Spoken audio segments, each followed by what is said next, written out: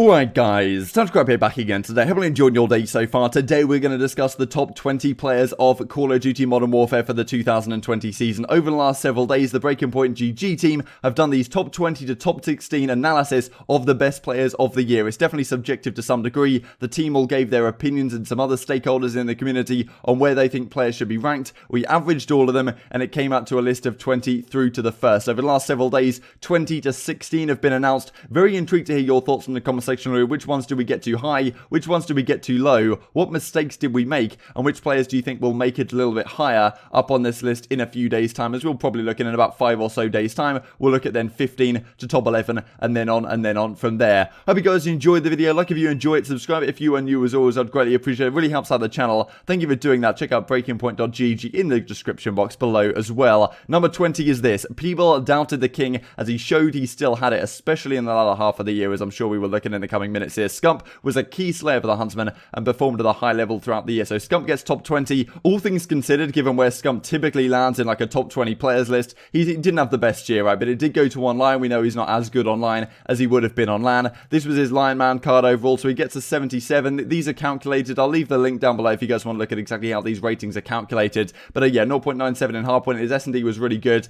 Domination as well. So as you can see, the statistics here. Great article over at GG Breaking Point breaking down all of this in detail and some, you know, some highlight clips especially. And then we'll have a look at some of the statistical breakdown as you can see right here on screen. So these were the stats across the course of the season. You can see that he started off very well on the LAN events. 1.1 at launch, 1.07 at London, 0.92 at Atlanta. Then when it went to the online environment, it wasn't quite so good, right? He had his, worst weekends apart from at New York at his actual own home series, but then picked it up certainly towards champs, right? Toronto and the World Championships itself, him and Envoy were absolutely going off on the main stage. And I thought definitely worthy of a mention in the top 20 given the role he plays and the championships he won, right? There's always this consideration when you're building a list like this. You have to kind of weight championships won against, how good players necessarily do statistically, right? And he won a couple of championships this year at the London event on LAN and then the Seattle event online as well. So pretty impressive, to be honest. I thought these stats were pretty cool as well. Like opening duels 1. Look at this at champs. 8-1 in opening duels in Search and Destroy, which I thought was pretty remarkable. Number 19 then goes to Priest. I thought Priest was worthy of a mention. Atlanta FaZe was such a good team this season. A do-it-all monster. They finished first place in the regular season. Second, of course,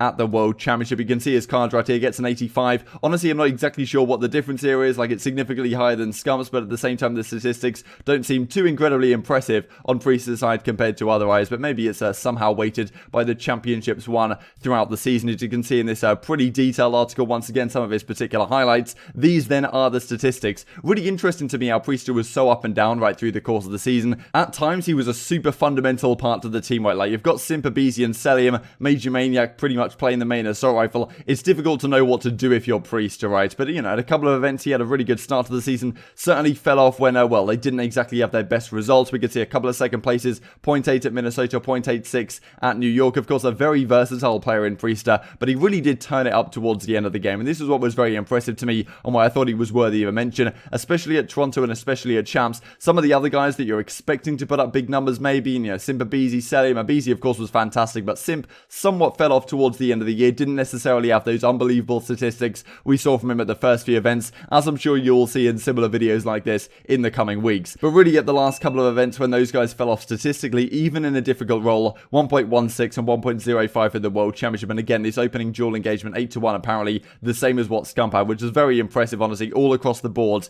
in these, in these engagements, as you can see here on screen. So certainly a super vital component to that Atlanta FaZe team. They won, 2 events. They fell short at 5 others at Chicago, Minnesota, Paris, Toronto, and the World Championship. So, yeah, didn't really have the ice this year, but, maybe Arcities will improve that going forwards. Number 18 then goes to Attach. Valuable contributions to the subliner season. Thought this was pretty much well deserved. Attach had another pretty good season, especially on the latter half. He gets a 76 overall, but his stats here, 1.12, 1.00 in Search and Destroy, 1.08 in Domination. Probably something to do with his, overall engagements and stuff like this. 6 championships won a World Championship ring in 2015 in Advanced Warfare. Detailed article, once again, I'll leave a link down below for you guys. Didn't exactly have the same statistics on this one, but thought this was interesting in comparison to the rest of his team, especially in hardpoint for the entire year. Over 56 hardpoint maps, attaches a 1.12 kill death ratio, but is, you can see that his engagements per minute is significantly lower than the rest of his team, apart from accuracy, right? So definitely, according to this, was basically the second slowest player on the entire team. I suppose that does make sense. But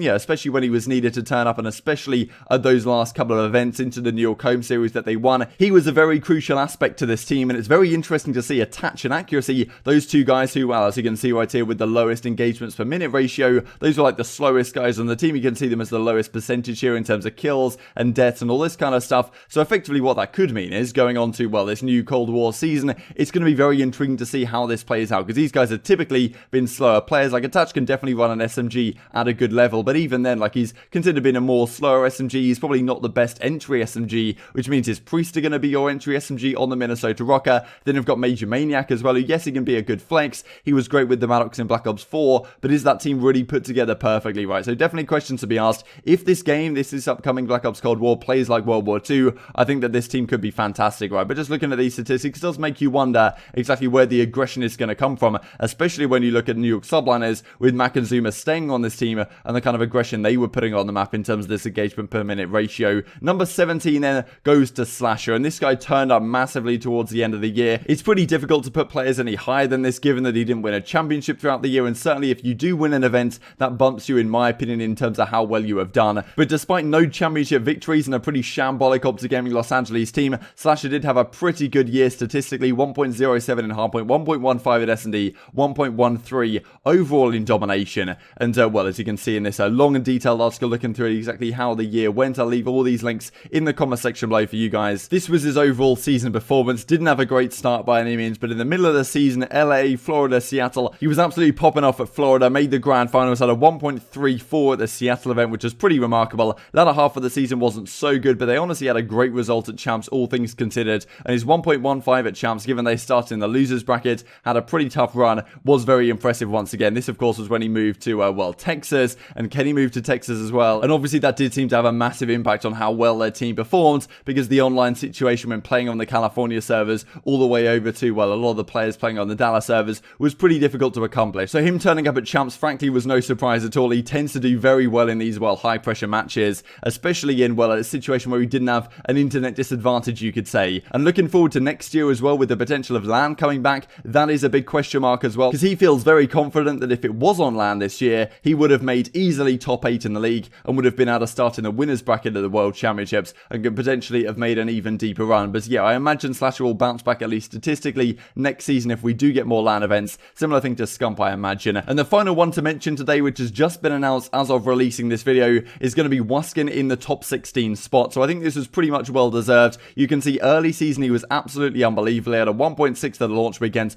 1.37 at London, 1.38 at Atlanta, but they really just did not get good results at these events at all. Top 8 here, top 4 here, Slayer rating was through the roof, and as you can see in the middle of the season, his Slayer rating fell off somewhat at some of these events, and so, well, you know, at Seattle when they came second, he actually had the worst KD pretty much he had the entire season, and at Champs he had a 1.0 flat, and they had their best results. So really interesting to see, to me, that, you know, when he was having his worst tournaments, that's when they were actually performing the best as a squad. That makes sense, quite frankly, given that if you're not performing so well maybe as a main ER, maybe it means that your SMGs are going off more, and your SMGs are probably a more important role, or certainly in my opinion, a more important role over the last couple of years. So very interesting to see, but on the whole, quite frankly, the statistics this guy was putting up, especially with the sniper, and you know, at times he was the shining star on this team in early season before they kind of got things going towards the end of the World Championship, and you know, managed to come in a top 4 position, which really was quite good, all things considered. And London had got massively outslayed this tournament, quite frankly, by pretty much everyone they played, but their teamwork was on a great level. And what, of course, is also an incredible question, Waskin having had a 1.2 KD over the course of the season, the top 16 player in our opinion, of course not winning an event, so that's probably why he isn't a little bit higher here. Did make a grand final as we saw at Seattle, lost to Chicago Huntsmen in the grand final there. But this guy, I'm not sure if he's getting on a team next season. We really don't know right now. Potentially Paris Legion. If he does go there, I'm pretty sure that's the only possible option for him. So yeah, a lot of questions to be asked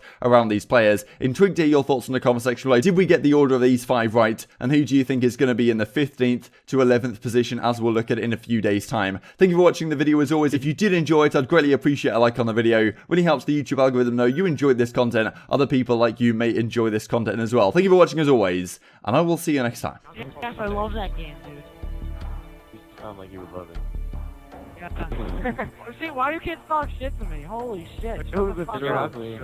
This is so mad. Yo, honestly, Yeah, I'm fucking I'm mad. not trying to be a dick or anything, but I really have no idea who the fuck And I just fucking dropped 30 on you. Nathan, So now you do. Man, we were okay? just playing, man. Yeah, top grind. 9th day in a row that I've played. Let's go. On 5 Yeah, hours this a is day, the first 3 day days a we've week. been on in a while too, so I don't know Oh, why yeah, you're trying to I'm get Oh, out wow, of for it. you, like 2 days though. Quiet now. Sorry, I have things to do. People to see. No, you don't. You look like a fucking rat. See, the thing is, you know what I The look thing is, you know what Nisha looks like. Yeah, 'cause he has like 50,000 pictures on his profile. Why are The you thing is, you People went to give Nisha's a profile. Because I play him. I look at everybody's profile whenever I play him.